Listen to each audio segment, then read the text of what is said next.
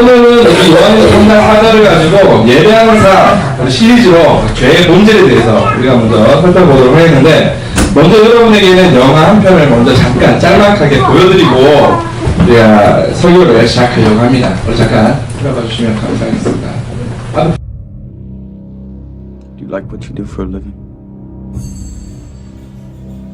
These things you see?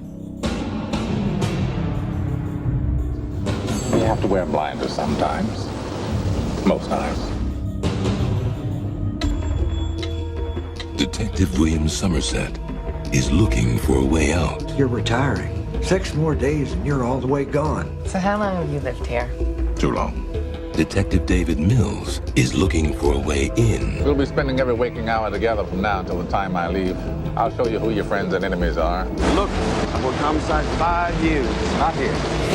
Now, Ladies and gentlemen, we have ourselves a homicide. they're caught in a game. No fingerprints and no witnesses of any kind. Nope. About the only thing we know about that guy right now is he's totally insane. Where the price of sin is death. There are 7 deadly sins: gluttony, You're going to come take a look at this. greed, No one touches anything. sloth, wrath, pride, lust, and envy. 7. You can expect 5 more of these. Body was found on Tuesday morning. I hate this city. We're gonna get who did this. This will be the very definition of swift justice. There are 2 more bodies, 2 more victims. This guy's methodical, exacting, and worst of all, patient.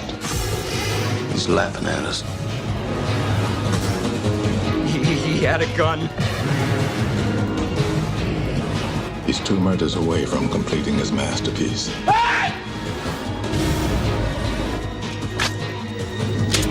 Let's finish it. Brad Pitt, Morgan Freeman, Gwyneth Paltrow. Have you ever seen anything like this? No. 7. 혹시 세븐이라는 영화 보셨어요? 네, 저는 극장에서 진짜 오래된 영화거든요. 오래된 영화인데 극장에서 저는 이걸 본 기억이 있어요. 근데 이 영화의 결말이 너무 속칭에 너무 찝찝했어요. 그래서 보고 나서 너무 불쾌감 때문에 아마 평생 기억을 하게 되는 영화예요. 아마 이 영화가 뭐 액션 스릴러 물이라기보다는 좀 약간 좀 고어에 가까운 장면들도 몇 개 나오죠. 자, 지금 보신 이 영화는, 이 영상 예고편은 그 데이빗 핀처, 그 천재 감독으로 알려진 데이빗 핀처 감독의 이제 세븐이라는 영화입니다. 이 영화의 주인공은 은퇴를 앞둔 나이 많은 서머셋이라는 이름의 형사, 아까 그 모건 프리만 역할이죠. 그 흑인 배우죠. 그 서머셋이라는 이름의 형사와 그 다음에 브래드 피트가 그 맡은 역할로서 정의감의 비판 신참 형사 그 밀즈라는 이름의 주인공, 그리고 죄악으로 가득 찬 이름을 알 수 없는 도시, 바로 그것이 이 영화의 주인공이라고 볼 수 있습니다. 줄거리는 매우 단순한데요, 그 스스로 보통 사람이라고 소개하는 이 연쇄살인범, 연쇄살인범으로 나오는 사람이 굉장히 유명한 배우예요. 지금은 제가 배우 이름을 너무 유명한데 잘 모르겠네요. 혹시 유주얼 서스펙트한 영화 보셨어요? 거기 보면 마지막에 다리를 쩍쩍쩍 가다가 되게 유명한 배우죠. 네, 그 배우 보시면은 다 아시는 배우가 이때는 이제 그 신인 배우로 이제 나옵니다. 브래드 피트도 마찬가지고. 연쇄살인범은 이 단테의 신곡에 등장하는 7가지 죄악, 즉 탐식, 탐식하면 좀 찔리는데 탐식, 탐욕, 나태, 분노, 교만, 욕정, 시기를 범한 사람들을 한 명씩 대표를 정해가지고 그 한 명씩을 선정해서 그들을 살해하고 이를 잡으려는 2 형사의 이야기를 담고 있습니다. 내용은. 자, 하지만 이 영화는 실상 단순한 형사물이 아니에요. 이 형사물이라는 이야기를 빌어서 이 세상을 어떻게 살아갈 것인가에 대한 인간의 태도를 다루고 있는 영화라고 볼 수 있습니다. 자, 먼저 제가 주인공으로 언급한 그 하나가 바로 이 도시죠. 바로 이 도시입니다. 이 영화는 처음부터 끝까지 비가 와요. 비가 계속 비가 내려요. 아마도 감독은 이 끊임없이 내리는 이 비를 통해서 아마 도시에 쏟아져 내리는 어떤 죄의 어떤 모습을 보여주려고 했던 것 같아요. 이 영화는 처음부터 끝까지 이 도시의 이름이 등장하지 않습니다. 보통 우리가 형사물 같은 걸 보면, 액션물 같은 거 보면, 뭐, 뉴욕 경찰이니, 뭐, 시카고 경찰이니, 뭐, 이런 대사들이 나오거나, 지명이 자막으로 뜨기도 합니다. 근데 이 영화는 처음부터 끝까지 이 도대체 어느 도시인지를 설명하지 않고, 대화에서도 등장하지 않아요. 그러니까 의도적으로 도시의 이름을 감독이 빼고 있다는 사실을 우리가 알 수가 있습니다. 그 이유는 이 흉악 범죄가 벌어지는 이 도시는 바로 우리가 살아가는 이 세상을 비유하고 있는 거예요. 그러니까 지구의 한 특정 죄가 범죄가 많은 곳을 뜻하는 게 아니라 우리가 살아가고 있는 이 영화를 보고 있는 사람이 살아가는 그 도시가 바로 그러니까 이 죄가 많은 곳이다. 그러니까 이 세상, 죄가 가득한 이 세상을 비유하고 있는 것을 알 수가 있습니다. 그리고 이 도시가 얼마나 죄가 가득한 일을 이 등장인물들의 대사를 통해서 신랄하게 고발하고 있습니다. 자, 노익장 형사, 이 서머셋은 이런 말을 해요. 그 대사 중에 이런 말이 나옵니다. 강간을 당할 때도 도와달라고 울부짖을 게 아니라 불의하고 외쳐야 해. 도와달라고 하면 아무도 관심이 없어. 하지만 불이 났다고 외치면 모두가 달려오지. 이런 대사. 그러니까 자신에게 피해가 없으면 다른 사람의 고통이나 아픔에 전혀 관심을 가지지 않는 지독한 개인주의, 이기주의에 대하여 고발하고 있는 것이죠. 또 신참 형사 밀즈의 집에 초대를 받아 이 서메셋이라는 그러니까 고참 형사가 같이 식사를 하는 장면이 나와요. 이때 밀즈 부인과 함께 이 도시에 대하여 이야기하는 장면이 나오는데 이 식탁에서 밥을 먹고 있다가 한담을 나눕니다. 밥을 먹고 한담을 나누는데 전철이 지나가요. 전철이 지나가고 나는데 지진이 난 것처럼 집이 막 흔들립니다. 지진이 난 것처럼. 근데 그게 지진이 난 게 아니라 부동산 업자한테 사기를 당한 거예요. 형사가. 형사는 법을 집행하는 사람이잖아요. 그런데 계약서상에 항사가 없기 때문에 자기가 계약을 해버렸기 때문에 당한 거죠. 쉽게 말하면. 그러면서 서로 막 박장대소합니다. 막 크게 서로 막 웃어요. 무슨 말이냐면 이러한 죄는 이제 죄조차 죄로 여기지 않을 만큼의 이 도시가 죄로 오염됐다는 것을 보여주고 있는 거죠. 막 서로 막 웃어요. 굉장히 즐겁게 웃습니다. 우습게 이야기가 돼버리는 거죠. 그리고 밀즈 아내는 임신을 하게 됩니다. 근데 이 임신한 사실을 남편에게 먼저 알리는 것이 아니라 그 고참 형사인 서머셋을 불러내서 카페에 만나서 이야기를 하는 장면이 나와요. 먼저 자기 남편이 아니라 자기 남편과 존경하는 형사에게 임신 사실을 알리면서 막 펑펑 우는 장면이 나와요. 기뻐서 우는 게 아니라 이 죄가 너무나 가득한 이 도시에서 자기의 아이를 낳는다는 생각에 공포감 때문에, 두려움 때문에 우는 장면이죠. 오늘날 우리 젊은 부부들이 아이를 안 가지려고 합니다. 그 이유 중에 하나는 돈이 너무 많이 드는 것도 있고, 또 아이를 낳아봐야 이 고통스러운 세상에 왜 고통을 아이에게 주느냐, 그렇게 이야기하는 사람들이 실제로 굉장히 많아졌어요. 그만큼 우리가 살아가고 있는 세상이 너무나 살기가 각박해졌다는 것을 이 장면을 통해서 보여주고 있습니다. 그리고 이런 죄의 도시에서 자라난 아이들은 그들은 범인과 형사가 막 쫓기는 위험한 상황이 이제 벌어져요. 영화의 장면을 보면. 그런데도 한가롭게 TV를 보면서 범인이 뛰어간 곳을 아무렇지도 않게 형사들에게 알려주는 장면이 나옵니다. 그러니까 감독이 이 장면을 통해서 말하고 싶은 게 무엇일까 생각해 봤는데, 아마 이것은 미디어의 폭력성에 내성이 생긴 아이들의 상태를 보여주는 장면이라는 거죠. 여러분, 요새 쇼 프로그램 보시면 이쁘게 생긴 그 여자분들이 정말 거의 뭐 다 보다시피 하는 모습으로 나와서 소위 말하는 섹시 댄스를 막 춥니다. 근데 사실은 저도요, 아무도 없을 때 혼자 봐요. 나 뜨거운 거죠. 혼자 같이 보기에는 민망한 장면이 많아요, 사실은. 그런데 그걸 보고 7살, 8살 여자아이들이 똑같이 흉내내는 모습을 보면서 사실은 좀 두려움이 생겨요. 옛날 같으면 난리가 났을 일들이 어떻게 저럴 수 있냐라고 막 붕괴하고 막 항의가 들어가야 될 그런 모습들이 이제는 너무 아무렇지도 않게 공영방송국을 통해서 퍼져나가고 있는 거죠. 그리고 그것이 한류라는 이름으로 돈이 된다는 이유로 국가에서는 장려하고 있죠.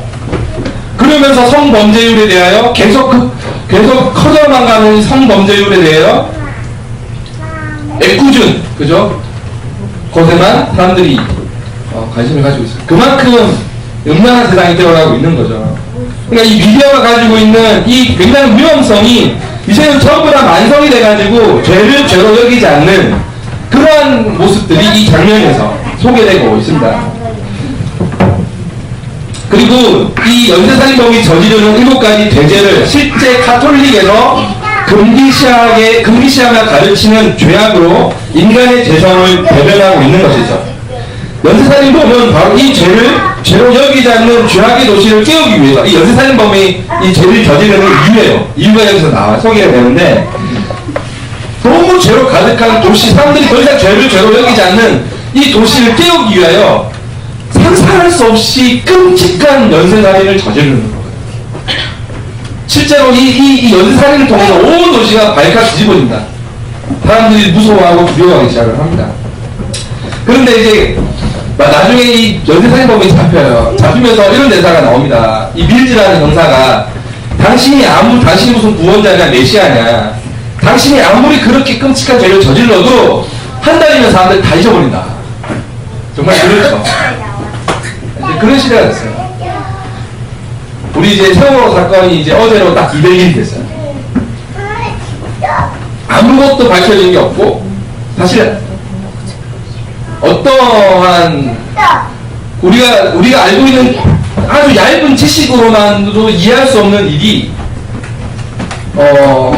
벌어졌는데도 불구하고 나라 국가도 책임지지 않고, 우리들도 사실은 빨리 이제 그것에서 잊어버리기 원하죠. 제가 아는 어떤 그 살국수 사장님께서는 장사가 안 되는 이유를 다 세월호 유가족 탓으로 돌려버리더라고요. 저는 그 소식을 듣고 굉장히 사실 좀 많이 놀랐어요. 장사가 안 되는 게 세월호 유가족 탓이라면 저는 망하는 게 낫다고 생각을 합니다. 그 유가족 중 한 분 어머님이 TV에 나와서 인터뷰하는 걸 봤는데, 그분들은 여전히 지옥에서 살고 계시더라고요. 우리가 상상할 수 없는. 만약에 그것이 그분들 안산에 있던 한 고등학교 학부모들의 문제가 아니라 지금 여러분의 문제라고 생각해 보십시오. 그렇게 쉽게 잊을 수 있는지. 그래서 무엇이 제일 힘듭니까? 라고 물어보니까 그 어머니가 자기 몸이 편한 게 제일 힘들다, 그 얘기를 하더라고요. 저 그 장면을 보고 저도 펑펑 울었는데,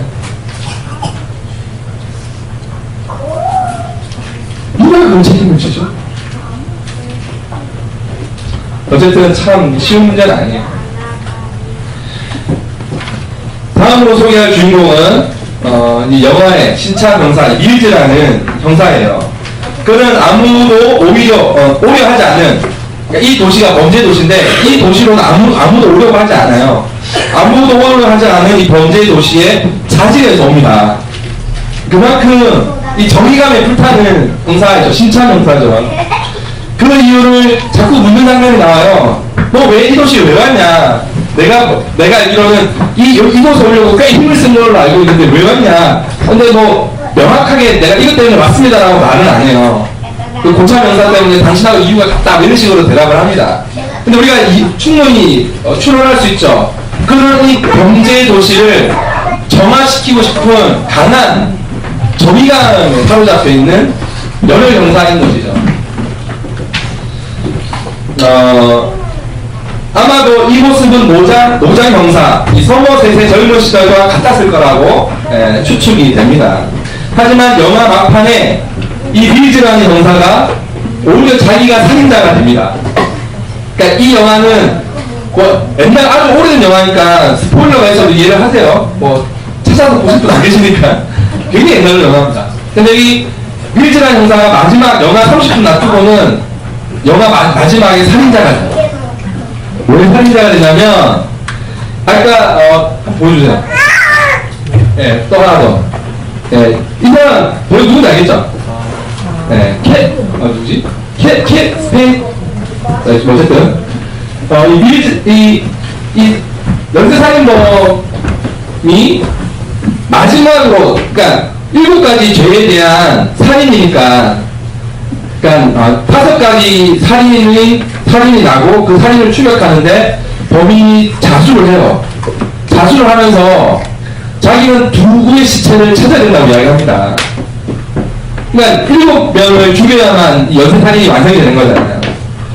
2구의 사체를 찾아야만 이 모든 게 끝나는데, 이 밀즈와 서머셋이라는 형사에게 자수를 해요. 자수를 하면서 이 시체를 나와 같이 찾자라고 이야기를 합니다. 그리고 이 연쇄살인범이, 그런데 거기서 어떤 큰, 그러니까 그 호모 벌판에 이제 그들이 도착하게 되고, 택배 기사가 택배 차가 와요.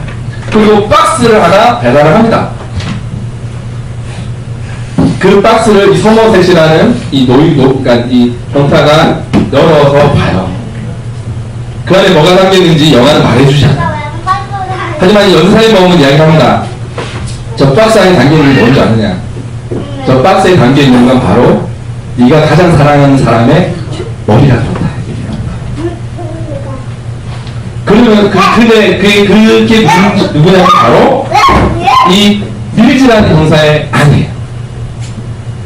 그럼 왜 살인을 했느냐는 거죠.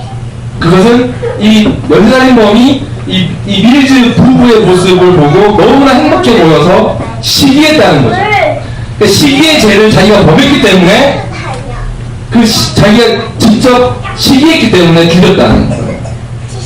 그러자 이 밀즈는 어떻게 들어 생각해 보십시오. 자기가 정말 사랑하는 아내만 죽은 게 아니잖아요. 임신까지 했었잖아요. 자기 사랑하는 아이까지도 이제 잊어버린 거죠. 여러분 같으면 어떻게 하겠습니까? 이 밀즈는 자기가 들고 있는 권총으로 연쇄살인범을 쏘아서 죽여요. 결국 2구의 사체를 찾은 거죠. 근데 여기서 무슨 딜레마가 나오냐면, 이 밀즈라는 형사는 정의감에 불탄다고 그랬잖아요. 정의감에 불타는 거야. 이 죄악의 도시를 구원하고 싶은 그런 욕망을 가진 사람입니다. 하지만 이 연쇄살인범에 대한 분노를 이기지 못하고, 형사는 법을 집행하는 사람이잖아요. 근데 그 스스로가 법을 어기고 살인자가 돼버리는 것이죠. 그런 장면이 여기에 나옵니다. 순수함, 그는 정의를 이룰 수 있다는 순수함에서 연쇄살인범과 같은 살인자로 더럽혀지는 순간이죠. 자, 마지막 주인공으로 여기 서머셋이라는 이 노인장 형사가 나옵니다. 그러니까 이 영화를 갖다가 다시 한번 깊게 성찰해보니까 너무 이야기가 많아요. 이 감독이 이야기하고 있는 것들이 보이기 시작하는 게 더 재미가 있더라고요. 마지막 주인공, 이 최고의 수사관으로 칭송받는 장면이 계속 나와요. 이 서머셋이라는 이 흑인 형사가 마지막 여러분이 소개시킨 그 주인공인데, 그는 이제 곧 은퇴를 일주일 앞두고 이제 영화에부터 시작합니다. 은퇴 일주일 앞두고 그냥 아직까지 은퇴를, 그러니까 뭐랄까 임기를 다 마친 걸 뭐라 그러죠? 정년퇴직이 아니라 앞당겨서 스스로 퇴직하기를 원하는 거죠. 근데 그 이유가 뭐냐면, 이 서머셋이라는 선사도 젊었을 때는 이 밀즈와 같이 정의감에 불타서 세상을 뭔가 아름답게 만들어 보려고 무진 애를 썼어요. 그래서 굉장히 탁월하고 유능한 형사로 계속 이제 막 그렇게 비춰져요, 영화에는. 그런데도 불구하고 그는 그만두려고 하는 거예요. 왜냐하면 그는 이제 염증이 난 거예요. 이 죄악으로 가득 찬 도시, 아무리 범죄자를 잡아도 변하지 않는 도시에 그는 염증을 느낀 거예요. 그리고 그는 도망가기를 선택한 거예요. 그리고 그 대사에 보이는 대사가 옵니다. 내가 더 이상, 나는 그냥 은퇴하고 뭐 할 거냐? 라고 물어봤을 때, 멀리 시골에 가서, 사람이 없는 곳에 가서 자기는 조용한 노년을 보내고 싶다. 염증이죠, 염증. 오늘은 많은 사람들이 서머셋과 같은 그런 마음을 가지고 살아요. 아이고, 저 혼자 착하게 산다고, 저 혼자 열심히 산다고 세상 변하겠습니까? 안 변해요, 세상. 그런 어떤 사람들을 대표하고 있는 겁니다. 넘어야 되잖아요. 하지만 그는 너무 지쳤고 염증을 느끼고 도망치려 합니다. 근데 일주일 앞두고 연쇄살인 사건에 밀주와 함께 맡게 되는 거죠. 그는 베테랑답게 연쇄살인범이 교묘하게 숨겨놓은 단서들을 찾아내고, 하지만 이 자수한 범인이 동료 형사 밀주에게 저지른 만행과 연쇄살인범이 남긴 죄에 대한 각인으로 인해 다시 그 은퇴를 보류하고 다시금 이 도시, 죄된 도시에 남아있기로 선택을 하게 됩니다. 자, 이 영화가 주는 메시지는 모두가 다 이 연쇄살인마와 다름없는 공범이라는 것입니다. 자, 여러분은 이 영화가 주는 메시지에 동의를 하십니까? 여러분도 이 말도 안 되는 케빈 베이시죠. 케빈 베이시. 이 연쇄살인범이 저지른 이 끔찍한 죄와 여러분은 같은 죄 선상에 놓여 있다고 스스로 생각하시는죠. 근데 이 감독은 그 얘기를 하고 싶었던 거예요. 자, 연쇄살인범은 마지막 범죄의 사체를 찾으러 가는 차 안에서 두 형사에게 이런 말을 해요. 죄의 질병이 확산된다는 사실을 알아야 해. 7가지 죄를 저지른 그런 사람들로부터 엄청난 죄악이 온 거리마다 가정마다 뿌리내리고 있어. 죄가 너무 흔하다는 이유로 그걸 눈감아주고 있지. 이미 일상이 되어버렸지. 죄악이 시도 때도 없이 우리를 찾고 있어서 더 이상은 안 돼. 본보기가 필요하지. 교훈으로 삼게 될 거야. 영원히. 그러니까 연쇄살인범은 금방 스쳐집니다. 하지만 밀즈의 아내를 죽이고 밀즈라는 형사가 연쇄살인범을 죽임으로 인해서 이 사건을 영원히 사람들에게 각인시켜주는, 그러니까 얼마나 철저하게 이 범죄자가 계획했는지를 알 수가 있는 거예요. 이 범죄자는, 연쇄살인범은 이미 형사들을 이미 자기의 계획 속에 다 포함하고 있었던 거예요. 자, 그렇다면 성경에서 말하는 죄란 무엇일까? 우리가 한번 살펴보도록 하겠습니다. 지난주 우리는 죄의 뿌리를 찾아보았습니다. 그죠? 죄의 뿌리에 대하여 우리가 살펴보았는데, 먼저 잠깐 복습을 하자면, 자, 첫째, 이 분위기 저는 너무 좋아요. 혹시 여러분 설교에 방해가 되는 분들은 집중 안 해도 그런 거예요? 아이들 때문이 아니에요. 네. 자, 첫째, 아담의 원죄 사건은 상징적인 것이 아니라 역사적인 사실이라고 말씀드렸죠. 기억나십니까? 따라합니다. 아담의 원죄 사건은 실제적 사건이다. 네, 그 이유를 제가 설명했는데, 첫째는 역대상 1장을 보면 이 다윗의 왕조를 아담의 계보로 시작합니다. 그죠? 그러니까 여러분 족보를 쓸 때 그런, 제가 비유를 든 게 그거잖아요. 여러분 해와 달이 호랑이에 쫓긴 남매가 되는 게 아니잖아요. 동화 모르세요? 해와 달이 된 어둠이라는 동화. 그거는 상징적인 거죠. 그건 의주적인 동화예요. 하지만 그 동화 속의 인물들을 족보에 기록하는 사람은 없습니다. 그죠? 뭐 신화는 있겠지만 족보에 기록한, 족보는 자기 집안의 족보는 그죠? 역사적인 사실 인물을 토대로 기록을 합니다. 역대상 1장을 보면 이 다윗의 계보는 아담에서부터 시작된다고 설명을 하죠. 그리고 두 번째로 누가복음 3장에서 예수님의 계보도 누구로 끝납니까? 아담의 계보로 끝이 나요. 그리고 사도 바울은 고린도전서 15장 21절 22절에서 사망이 한 사람으로 말미암았으니 죽은 자의 부활도 한 사람으로 말미암는도다. 아담 안에서 모든 사람이 죽음같이 그리스도 안에서 모든 사람이 삶을 얻으리라. 이 말을 함으로써 역사적 실제로서의 예수님과 아담을 병행 비교함으로써 아담과 하와의 실제적 인물로 소개하고 있죠. 결론은 아담은 죄를 설명하기 위한 은유적 상징적 표현이 아니라는 거예요. 제가 왜 이 말씀을 강조하냐면, 성경 창세기에 나오는 이 아담의 죄 사건을 우리가 정말 역사적 사실로 받아들이고 그 역사적인 어떤 장면으로 우리가 인식하기 시작할 때 죄는 실체가 되는 거예요. 근데 우리가 이 죄를 설명하는 성경 이야기를 상징적으로만 이해하면 지금 내가 짓고 있는 죄도 모호해지는 거예요. 왜냐하면 이 신학자들이 이것을 설화, 신화, 이야기로 이게 그러니까 단정지어서 설명하는 사람들이 꽤 많아요. 그리고 마치 그것처럼 설명하는 분들도 많이 있습니다. 그래서 제가 다시 한번 강조를 하는 겁니다. 자, 두 번째로 죄는 사탄의 도구로 사용된 뱀의 유혹에 넘어간 아담을 통하여 세상에 들어왔다라고 했죠. 자, 여러분, 에덴 동산에서 아담과 하와를 유혹했던 뱀은 말을 합니다. 그죠? 말을 하죠. 그 뱀이 말을 했다는 사실을 믿으십니까? 뱀은 말을 할 수 없죠. 그죠? 왜냐면 다른 동물들이 말을 했다는 기록이 없어요. 근데 뱀은 말을 했어요. 누구를 통해서? 사탄의 능력을 힘입어 말을 하게 된 거예요. 자, 봅시다.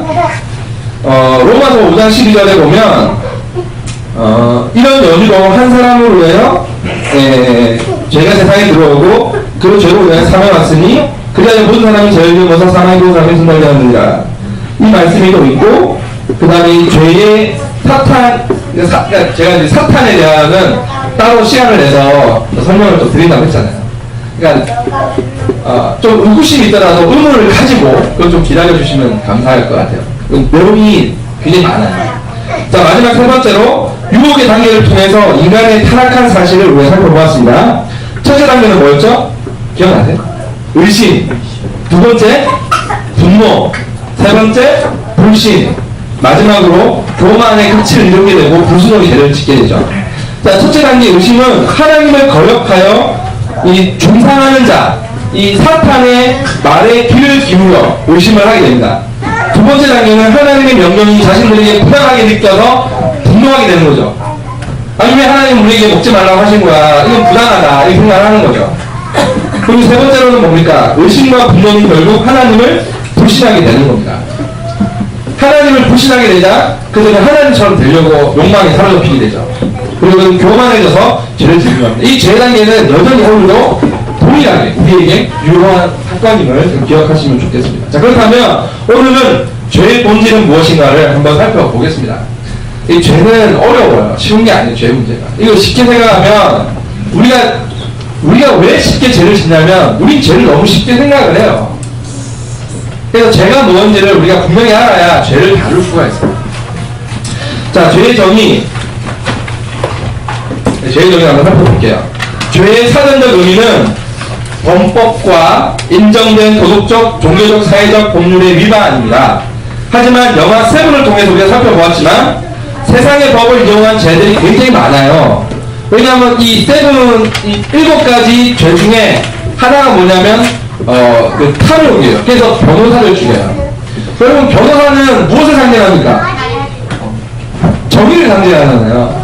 하지만 놀랍게도 변호사가 억울한 사람들을 변호하기보다는 실제로 죄를 지은 사람들을 대부분 하잖아요.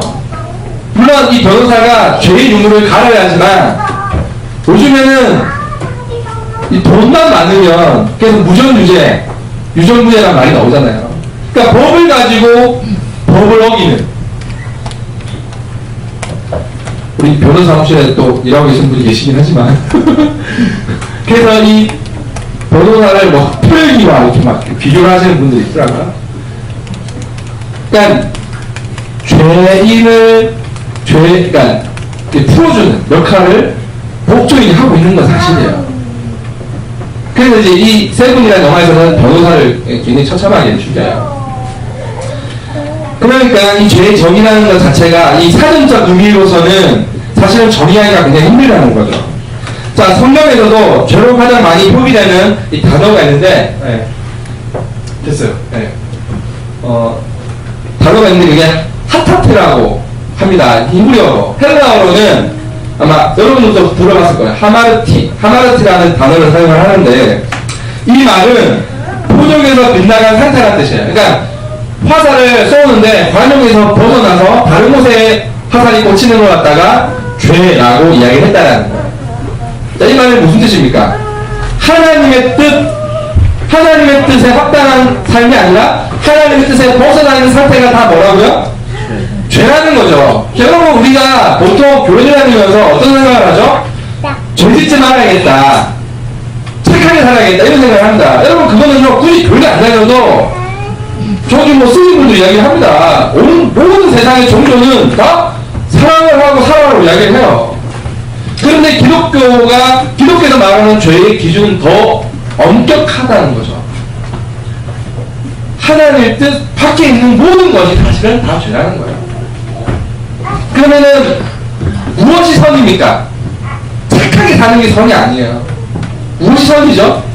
하나님의 뜻에 합당한 삶을 사는 게 선인 거죠. 그럼 우리가 하나님의 뜻에 합당한 삶을 살려면 뭘 해야 돼요? 네? 말씀을 알아야 되는 거죠. 우리가 일주일에 한 번씩 모여가지고 이렇게 설교를 듣고 말씀을 듣고 공부를 하느냐면 우리가 주의 뜻대로 살아가기 위한 거예요. 자, 그래서 죄란 하나님의 뜻에서 벗어난 인간의 부패한 마음과 생각이라고 우리가 정의할 수 있습니다. 자, 마태복음 15장 19절 말씀 같이 한번 읽어보겠습니다. 시작. 마음에서 나오는 것은 악한 생각과 살인과 간음과 음란과 도둑질과 거짓 증언과 비방이니 성경은 말합니다. 만물보다 거짓되고 심히 부패한 것이 인간의 마음이라는 거예요. 자, 그렇다면 우리가 어떻게 죄에 대하여 완전히 이해하고 인식할 수 있을까? 그죠?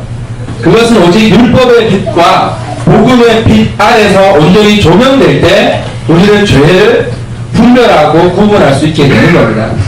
로마서 7장 7절에 보면 율법으로 말미암지 않고는 내가 죄를 알지 못하였으니 곧 율법이 탐내지 말라 하지 아니하였다면 내가 탐심을 알지 못하였느니라. 그러니까 우리가 성경에서 죄를 구체적으로 설명해 주지 않으면 우리는 죄를 전혀 여긴다 안 여긴다? 여기지 않는다라는 거예요. 그리고 오늘 본문이 요한일서 3장 4절 죄를 짓는 자마다 불법을 행하니 죄는 뭐다? 불법이다. 그러니까 하나님의 뜻밖에 있는 모든 것이 다 불법이라는 거죠.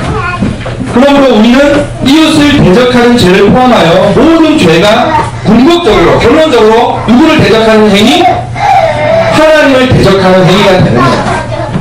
자, 우리 앞뒤 옆에 계신 분하고 다시 한번 이렇게 인사하겠습니다. 당신은 하나님을 꼭 닮으셨네요. 자, 시작. 자, 우리는 하나님의 형상을 닮았다 안 닮았다? 닮은 정도가 아니라 하나님의 형상을 똑 닮은 사람들이에요. 그것이 성경에서 말하고 있는 거죠. 유일하게 인간만이 하나님을 닮은 존재라는 것입니다. 자, 두 번째로 우리가 살펴볼 것은 죄의 일반화입니다. 죄의 일반화. 실질적으로 이 죄는 에덴 동산에서 아담으로부터 시작된 원초적 죄와 관련된 그 오염에서 샘솟는 것이며 그 오염은 더욱 세상을 악화시킨다는 겁니다. 우리의 죄된 행실은 곧 죄의 습관이 되고 전적으로 죄로 오염된 삶을 가져온다는 거죠. 그러니까 인간은 죄를 지어서 죄인이 아니라 태어나면서 죄를 갖고 태어납니다. 이게 성경에서 가르치는 원죄의 의미예요. 근데 여러분 아이를 키워보신 분들은 알겠지만 아이들이 절대 착하게 생각하지 않습니다. 왜냐하면 악일수록 가장 이기적이에요. 왜냐하면 본능에 가장 원초적으로 가깝거든요. 그래서 자기가 갖고 싶은 게 생기면은 이제 울기 시작을 하죠. 아무리 달래고 아무리 설명을 해도 알아먹지는 않습니다. 자기의 욕망이 채워져야만 울음이 끝이죠. 그게 우리가 가지고 있는 원초적인 죄의 본질이라는 거예요. 그러니까 인간의 DNA 유전 속에 이미 죄가 들어있는 겁니다. 그것이 바로 원죄에서 시작되는 거죠. 그리고 하지만 이 죄가 우리가 아무리 그러니까 인류가 발달하면서 학교라는 시스템, 여러 가지 그 도덕적 시스템, 이 법률이라는 시스템을 가지고 도덕적 인간을 만들려고 노력을 했습니다. 윤리적 인간을 만들려고 노력을 했죠. 자, 여러분 성공한 것 같아요? 실패한 것 같아요? 완전히 실패했습니다. 완전히. 오늘 우리나라를 보십시오. 우리나라는 인격 중심의 교육을 하지 않아요, 더 이상. 무엇을 중심으로 교육을 합니까? 돈이에요, 돈. 돈 많은 사람을 만드는 것이 교육의 목적이 돼버렸잖아요. 제 말 틀렸습니까? 제가 말씀드렸잖아요. 오늘날은 탯줄이에요, 탯줄. 줄 잘 잡고 태어나야 돼요. 아니면은 태어날 때부터 이미 우리는 다 이 신분이 다 요새는 고착돼가지고 어려워요, 살기가. 저도 지금 교회 목사지만 제가 큰 교회 목사님 하늘로 살아보세요. 지금 이러고 있는지. 그죠? 택지를 나타나야 된다. 근데 그것이 교회에서조차도 통하는 시대가 돼버렸다는 거예요. 하나님의 말씀이 지배하는 게 아니라 태생이 지배하는 곳이 돼버렸어요, 교회가. 이게 바로 죄의 일반화입니다. 그것은 죄가 가장 무서운 점이라는 거예요. 이 일반화의 가면을 죄는 쓰고 있습니다. 자, 한번 첫째. 자, 죄는 따라갑니다. 죄는 항상 어떤 그럴듯한 이유로 저질러집니다. 무슨 말이냐면 이 영화 세븐의 신참 형사 밀제는 아까 말씀드렸듯이 그의 아내와 임신한 자녀에 대한 복수를 한 것이다. 그죠? 어떻게 보면 정당해 보입니다. 용서할 수 없는 거죠, 사실은. 하지만 하나님이 주신 생명을 그가 취함으로 그는 스스로 그 순간 하나님이 되는 결과적으로 하나님을 대적하는 죄를 범하게 된 거예요. 어떤 사람이든 그 사람에게 뭐가 있다고 했죠? 하나님의 형상이 심겨져 있어요. 그래서 우리가 원수를 미워할 수 없는 이유가, 원수를 사랑해야 되는 이유가 그 원수 때문이 아니라는 거예요. 그 사람이 벌인 행위는 악하지만 그 안에 하나님의 형상이 담겨져 있기 때문에, 그리고 실상 그와 나와 다르지 않기 때문이라는 거예요. 여러분, 죄는 분명히 경중이 있습니다. 인간이 상상할 수 없는 끔찍한 죄를 지은 사람들도 있죠. 하지만 지난 시간에 말씀드렸죠. 가장 질이 나쁜 죄를 지어서 저 바닥 무정행성에 있는 사람이나 도덕적으로 윤리적으로 살아서 산 꼭대기에 있는 사람이나 손을 뻗어 별을 못 잡는 건 매한가지라는 거예요. 올드보이의 명대사. 바위덩어리든 모래알이든 물에 가라앉기는 똑같다라는 거예요. 하나님 보실 때는 도토리 끼내기예요. 우리 인간이 볼 때는 어떻게 저런 죄를 짓지? 하지만 그 죄를 수십 번씩 내 마음속으로 우리는 짓고 있다는 거죠. 수십 번씩 우리 어쩌면 살인하고 있는 살인자일지도 몰라요. 그러니까 이 밀즈는 스스로 하나님의 형상을 가진 사람을 죽임으로 인해서 죄를, 살인죄를 범하는 그런 죄인이 돼버리고 만 거죠. 우리가 얼마나 자신의 죄를 합리하는지, 제 스스로도, 비록 목사지만 제 스스로도 이따위 없이 깜짝깜짝 놀랄 때가 있어요. 참 인간이 너무 간사하다.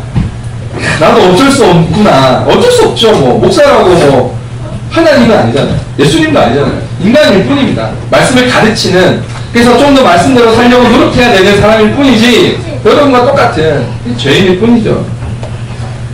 요즘 한국 교회에서 주로 하는 일들은 바로 이 죄책감이라는 찌꺼기를 배설하는 변기도입니다. 제 말이 좀 심하게 느껴질 수도 있지만 이건 어디까지나 사실입니다. 죄에 대한 회개는 감정의 해소가 아니에요. 자신 누군가에 끼친 죄에 대한 분명한 보상과 용서를 구하는 참된 회개가 전제되어야 그것이 회개인데, 눈물 콧물 흘리고 그와 같은 삶을 계속해서 살아가고 있다면 그건 진정한 회개가 아닌 거죠. 오늘 교회에서는 회개를 이야기하면 막 눈물 콧물 흘리면서 막 참여합니다. 막 태어날 때 자기도 몰랐던 죄까지 막 끄집어내요. 눈을 감으시면 막 이렇게 끄집어내요. 막 심리적으로 막 그냥 막 그러면은 사람이 정말 그렇잖아요. 태어날 때 엄마의 몸을 치고 나온 거잖아요. 정말 뭐 부유로 막 시작합니까? 어떤 분은 그럴 줄 알고 나는 엄마 배를 가리고 나왔지. 어쨌든 그렇게 생각하면 막 우리 특히 한국 사람들은 이 감정이 굉장히 이게 막 격동을 많이 하죠. 막 웁니다. 울어서 막 그러면은 막 용서받은 기분이 들죠. 정말 그래요. 막 그러면 우리가 드라마나 영화 보고 막 실컷 울고 나면 마음이 후련하잖아요. 그런 기능이라. 그래서 저는 화장실 기능이라고 생각하거든요. 요즘에는 근데 교회는 비싸요. 돈을 많이 내야 돼요. 그래서 저들이 사람들이 교회 안 가고 상담받으러 가요. 상담받으러. 그러면 교회가 그런 기능으로 전락해가고 있다는 거죠. 자, 두 번째로 이 죄의 일반화의 두 번째로 우리 살펴볼 것은 우리는 종종 우리 자신의 죄를 인식하지 못한다는 겁니다. 다른 사람들이 죄를 잘 보면서 자신의 죄는 잘 살피지 않는다는 거죠. 저도 마찬가지겠지만 우리 교회 성도들의 이야기를 듣다 보면 몇몇 안 되는 사람들이지만 서로 이야기를 듣다 보면 다 자기가 피해자예요. 자기가 피해자. 자신이 누구에게 불평과 피해를 끼치고 있다는 생각은 전혀 안 하더라고요. 조금은 합니다. 조금은 하지만 그거는 정말 일부고 자기는 피해자라고 생각을 해요. 하지만 조금 깊이 보면 니나 나나 너나 다 똑같다는 거예요. 똑같다는 거예요. 만약에 남을 향한 그 불편한 시선을 자기 자신을 보는데 사용한다면, 그 마음으로 자기를 살핀다면 아마 그러한 불만은 점점 사라질 거예요. 자신에게 먼저 죄인식을 가지고 살핀다면 서로에 대한 불만은 사라지지 않을까라는 생각을 합니다. 자, 세 번째로 죄 일반화의 문제를 보면 우리는 죄를 어떻게 한다? 숨기려고 한다는 겁니다. 영화 세븐의 밀즈는 이 정의감으로 세상을 변화시키려는 열정을 다합니다. 하지만 그는 연쇄살인자를 통해서 죽어간 사체들 앞에서 그런 장면이 나와요. 계속 수사를 하는데 연쇄살인범들이 막 등장합니다. 아까 예고편에도 잠깐 나왔지만 제일 먼저 두 번째로 발견된 사체는 이 탐식에 관한 죄에 대한 처벌을 받는 사람이죠. 연쇄살인범에 의해서. 근데 저는 뚱뚱한 것도 아니에요. 그분에 비하면. 저는 굉장히 날씬한 거예요. 엄청나게 뚱뚱한 사람이 죽은 사체가 나와요. 근데 이 밀즈라는 병사는 그 사체를 조롱하는 장면이 나와요. 얼마나 더럽냐. 이 사람 어떻게 이렇게 살 수 있지? 마치 이 사람은 살인된 게 아니라 너무 많이 먹다가 죽은 거야. 이런 식으로 막 비아냥거리는 장면이 나와요. 이 영화는 굉장히 섬세하게 잘 만든 영화예요.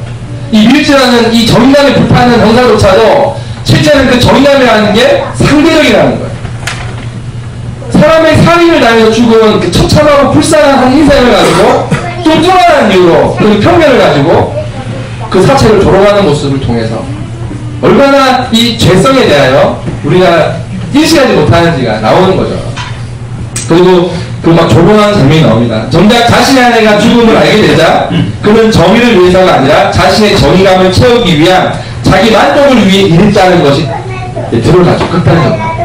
그러니까 이 밀즈가 가졌던 정의감은 사실은 자기 의를 위한, 자기의 만족을 위한 허영과 교만의 상징이라는 거예요. 그래서 이 서머셋이라는 이 군사가 이 밀즈가 처음 왔을 때 이 사건을 맡기려고 할 때 저 밀즈에게 맡기지 말라고 이야기가 나와요. 왜냐면 이 서머셋이라는 군사는 알거든요. 자기도 젊었을 때 자기 자신의 허영과 교만을 위해 살았다는 걸 알았던 거예요. 그러니까 저 사람이 생각하는 열정과 정의는 사실이 아니라는 거죠. 이 영화는 그 이야기를 하고 싶었던 거예요. 인간은 누구나 다 죄인일 수밖에 없다는 걸 보여주고 있는 것입니다. 굉장히 잘 만든 영화, 사실. 편안할 때는 여러분 스스로 꽤 괜찮은 사람 같죠? 저도 꽤 괜찮은 사람 같아요. 운전하면 나오죠, 운전하는 순간 목사고 가만히 뭐 없어요. 무시유 이러고 그냥 뭐 그렇게 심한 욕까지는 안 하지만 막 저도 몸에 나온다고요. 어느 순간 우리는 괴물이 됩니다. 여러분 아니라고요? 우리가 괴물이에요. 밀즈는 오히려 제가 볼 때 우리보다 훨 순수해요. 제가 볼 때는 그렇습니다. 근데 우리는 다 괴물이라는 거예요. 근데 우리는 죄를 감추죠. 내 안에 얼마나 큰 괴물이 있는지 우리 스스로 자기를 속이고 감추려고 합니다. 그래서 평안할 때는 다 점잖고 다 그냥 괜찮은 사람 같아요. 하지만 극단적인 사건이 벌어질 때 우리 이거 뚜껑 열린다 그죠? 뚜껑 열릴 때 우리는 다 괴물이 됩니다.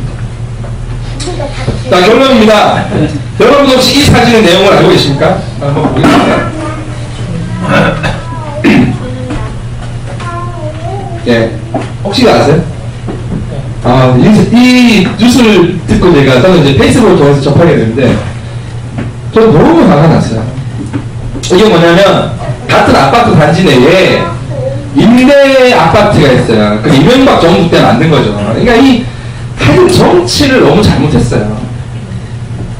그러면은 임대주택인데 모르게 해야 되잖아요. 근데 임대주택은 따로 이제 모르게 하려고도 했지만 그걸 모를 수가 있습니까, 사실은. 그래서 정말 이 시대가 악화라는 게 뭐냐면, 이 같은 아파트 단지에는 놀이터에 임대주택에 사는 사람들의 아이는 못 놀도록 공문을 붙여놓은 거예요. 제가 볼 때는 정말 이제는 정말 생각을 해요. 아이들이 뛰어노는 놀이터를 같은 아파트에 살면서 차별하고 있는 거죠.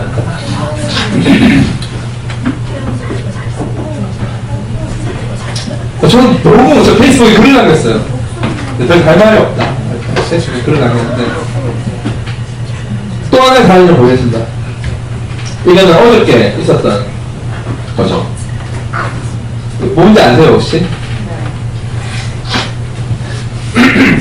새들어 살다 온 집이 매각이 됐어요. 그리고 퇴거를 앞둔 독거노인이 스스로 목숨을 끊기 전에 자신의 시신을 수습하러 온 사람들에게 남긴 거예요. 기초생활 수급자인 이 최모 씨는 이 결혼을 하지 않고 공사 현장에서 일생 일하며 생계를 유지해 왔다고 합니다. 근데 그는 늙은 노모를 모시고 있었던 겁니다. 그러니까 아무도 병약한 노모를 모시고 있는 분한테는 시집을 오지 않으려고 합니다. 그죠? 요즘 그렇습니다. 3개월 전 이 모시던 노모가 세상을 뜬 후에 특별한 일을 하지 않던 이분은 스스로 목숨을 끊게 된 거죠. 그런데 이 고맙습니다. 국밥이나 한 그릇 하시죠. 라고 이 돈봉투를 줬던 거. 자기 그 사체 옆에 둔 거죠. 미리.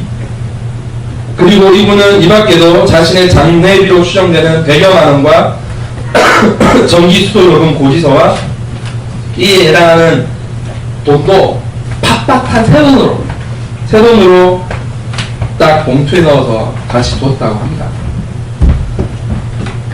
저는 이분이 이 세상에 너무나 많은 말을 하시고 가셨다고 생각을 해요. 그러니까 이분이 단지 자기의 시신을 수습하러 사람들이 수고한다고 해서 전 물론 그 이유도 있겠지만 그는 정말 세상에 이야기하고 싶었던 것 같아요. 자기 생명을 끊고서라도 뭔가 메시지를 전달하고 싶었던 게 아닐까 저는 생각이 듭니다. 그리고 저 글씨를 쓰시는 거 보면 아시겠지만 저거는 정말 평안한 상태에서 나오는 정찰체거든요. 감정이 막 북받아쳐가지고 이놈의 세상 그냥 자기 싫다 이런 개념으로 쓰신 게 아니에요. 너무나 똑바른 정신으로 한자 자기 목숨을 끊는 그 자기 생명을 다하는 그 바로 순간에 한자 글을 쓰면서 생각을 정리하고 있습니다.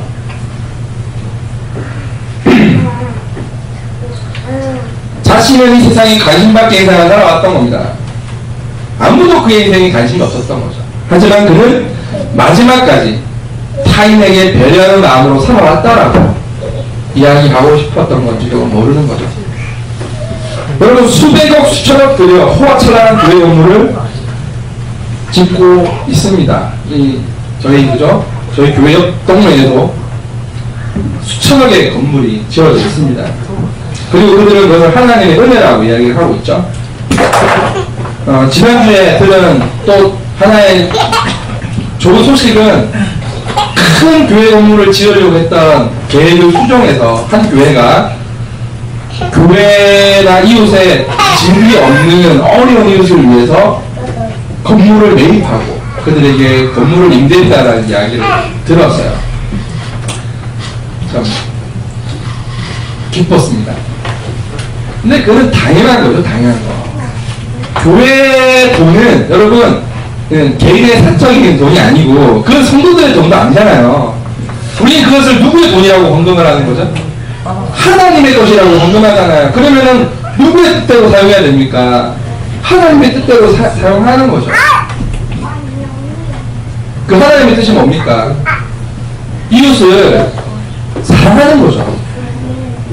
교회는 이미 이 땅의 교회는 이웃을 사랑하고 나눌 만큼 힘이 있습니다.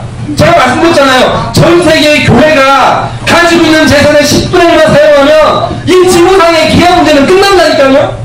이거는 숫자적인 거기 때문에 정확한 거예요. 이미 숫자적으로는 지구상에 밥을 못 먹어서 굶어 죽는 사람은 없어야 정상이라니까요. 이 하나님의 나라가 예수님의 말씀처럼 이 땅에 도래했다고요. 근데 그걸로 콘크리트 사고 대리석 사고 하나 있는 거죠.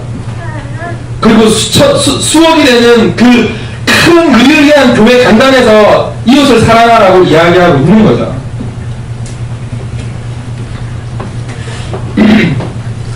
무엇이 복음입니까? 무엇이 사랑일까요? 예수님께서는 공생애를 시작하면서 회개하라 천국에 가까이 왔느니라 하셨습니다. 천국이란 하나님을 사랑하고 이와 같이 이웃을 사랑하는 곳입니다. 우리는 그것을 복음이라고 이야기를 하죠.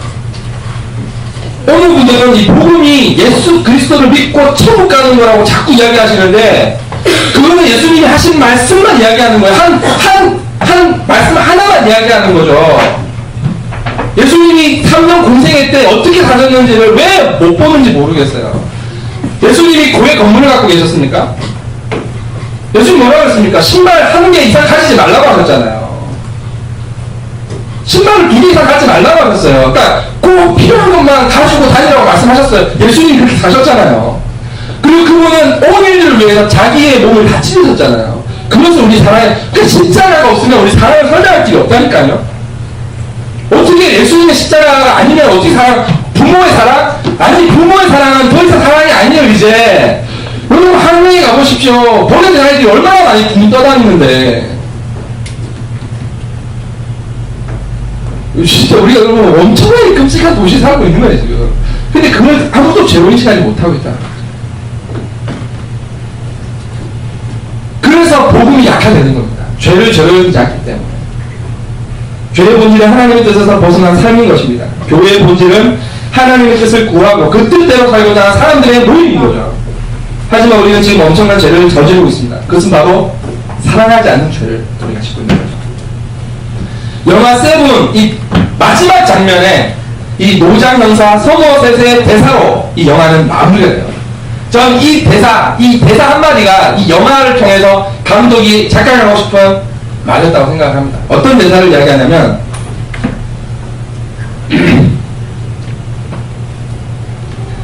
이런 대사를 합니다. 나레이션이 나와요. 헤밍웨이가 말했다. 세상은 아름답고 싸워볼 가치가 있다. 나는 전적으로 후자에 동감한다. 후자에 동감한다는 말이 뭐죠? 세상이 아름답다는 거는 동양의 인류라는 거예요. 세상은 아름답지 않습니다, 여러분. 아름다웠었죠. 아주 옛날에. 지금의 세상은 결코 아름답지 않습니다, 여러분. 하지만 후자에 동의한다는 건 뭐죠? 사업을 같이 해요. 저기 대사가 오늘 하나님이 저에게 주시는 또 우리에게 주시는 저 메시지라고 생각합니다. 여러분 이 세상을 아름답게 만들 힘은 우리에게 없어요. 아 내가 정말 열심히 목회를 해가지고 정말 제대로 된 교회 정말 멋진 교회 그 세상을 여러분 그거는 꿈이에요. 꿈. 그건 이룰 수가 없어요. 왜냐하면 성경을 연구해 보시면 아시겠지만 인간의 이 세상은 종말을 향해 가고 있습니다. 종말을 향해 치닫고 가고 있다고. 그러니까 이 세상은 점점 더 악해질 겁니다. 제가 장담하건대. 하지만 예수를 믿는 하나님께 부름받은 우리가 해야 할 것은 세상을 아름답게 바꾸는 게 아니에요. 우리가 해야 될 건 뭡니까? 끝까지 포기하지 않고 싸웁니다. 야 여기서 누우면 안 돼. 손님 여기 내리시면 안 됩니다. 아 다행이다 그죠? 여기 청소 좀 해서.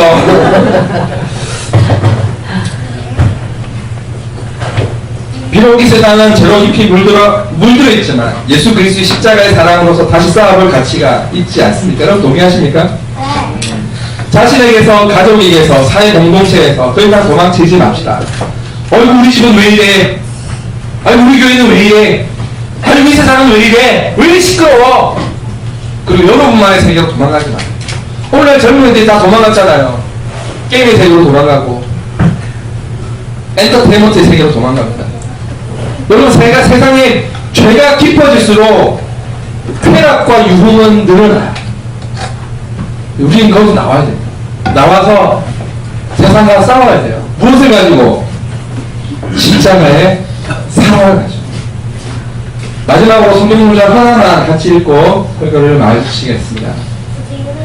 야고보서 5장 20절 말씀 시작. 너희가 알 것은 죄인을 미혹된 일에서 돌아서는 자가 그의 영혼을 사망에서 구원할 것이며 허다한 죄를 덮을 것이니라. 아멘. 이제 한번 기도하겠습니다. 우리 기도할 때 여러분 스스로는 어떤 죄인을 생각하세요? 여러분은 누구보다는 좀 낫습니까? 아니면 어떤 끔찍하고 천이 공모를 할 만한 그런 큰 범죄, 살인죄는 저지르지 않았나요? 그럼 정말 그렇게 생각하십니까? 아닌 거 아시잖아요. 여러분 마음속에 얼마나 많은 사람을 해쳤고, 얼마나 많은 사람을 죽이고, 얼마나 많은 사람을 미워하고, 특히 나에게 은혜를 베풀어주고 나를 사랑하는 사람들조차도 내 기분에 따라 우리 얼마나 많이 재단하고 그들을 비난하고 욕하며 살아가고 있습니다. 아니, 우리가 사랑해야 될 사람들이 너무 많음에도 불구하고 내 자신의 안위를 위해서, 나의 이기적인 욕망으로 인해서 우리는 못 본 척 외면하고 있지는 않습니까? 그러면요, 우리는 이 세븐에 나오는 이 살인자, 연쇄 살인자와 다르지 않다는 거 꼭 명심하십시오. 그리고 하나님 설마십시오. 하나님 이제 그런 태도로부터 전 싸우겠습니다. 예수님이 십자가 골고다 언덕을 십자가를 짊어지고 한 걸음 한 걸음 이 세상이 저와 싸워 나가신 것처럼 그것이 무거울지라도 주님 주시는 성령의 능력을 믿고 있지라요, 한 걸음 한 걸음 제가 싸워 나가겠습니다. 여러분, 그 마음의 결단을 하셔야만 합니다. 그것이 우리에게 주어진 숙명이며 마땅히 우리가 해야 할 사명인 것입니다. 우리가 포기하면 아무도 하지 않습니다. 하지만 내가 포기하지 않으면 누군가 함께 더불어 그 일을 하게 될 것입니다. 여러분, 하나님의 나라를 경험하고 하나님의 임재를 경험하고 성령이 주시는 권능과 능력을 체험하기 원하지 않습니까? 그렇다면 십자가를 짊어진 그 현명한 하나님을 포기하지 마십시오. 주님, 그 삶을 살기를 원합니다. 저에게 힘을 주시옵소서. 우리 한번 간절히 1, 2분 동안 기도하겠습니다.